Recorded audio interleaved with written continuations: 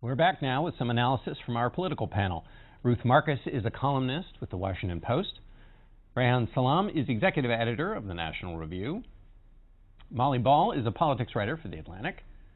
And Jonathan Martin is national political correspondent for The New York Times. Reihan, I want to start with you. Donald Trump, is it essentially now his nomination to lose on the Republican side? He has big structural disadvantages, but I'd say the biggest advantage that he has is this.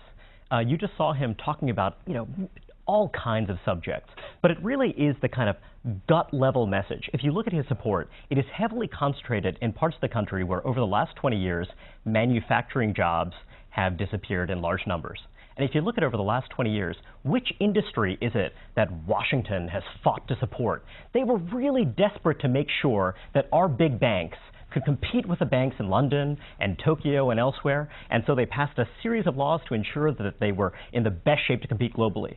Whereas if you look at our industries, if you look at the Rust Belt, if you look at these parts of the country, these are parts of the country where they don't really feel like they've had friends and allies. And Donald Trump doesn't actually talk about deindustrialization or whatever else, but what he does say is that the people in charge are not listening to you, they are fundamentally untrustworthy, whereas I am plain-spoken and can be trusted. And whichever candidate is going to win the Republican nomination is someone who can channel that anger and that feeling of being left out and not listened to. Jonathan, Donald Trump says he's going to win Iowa. I was so struck by that there at the end, John, because so much of the expectation of these primaries is driven by what the candidates say going in, how they set up their own assumptions about what states they're going to perform well and where they're going to win, whether they're only going to do well. And by saying that, he basically has raised the bar on his own campaign in Iowa, to the point now where if Cruz does beat him, that's going to be even more of a blow for Trump than it otherwise would have.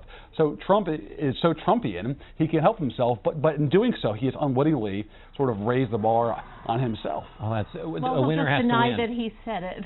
If he ends up losing. But a winner has to win, and that's the challenge, isn't it? Yeah. Right, when the votes are cast. That is his challenge. But I think to answer your question, to Reihan, it is his to lose right now. He may well not win Iowa, and we really still do have questions about whether these Trump voters are actually Trump voters as opposed to Trump supporters.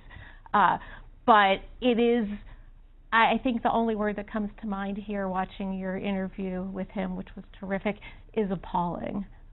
In terms of his lack of substance, his lack of deep thinking, his failure to answer really serious questions like the one that you asked him about what is the implication of your turning up in this ISIS video, because you've said very hurtful things that really can encourage people to join ISIS, and how do you deal with that? He doesn't have answers to these questions or any serious questions, and I really just find myself thunderstruck that we're at 2016 and at this point. All right, well, we're going to talk about more of this, Molly, when we get back. All of you sit tight. You sit tight out there. We'll be back for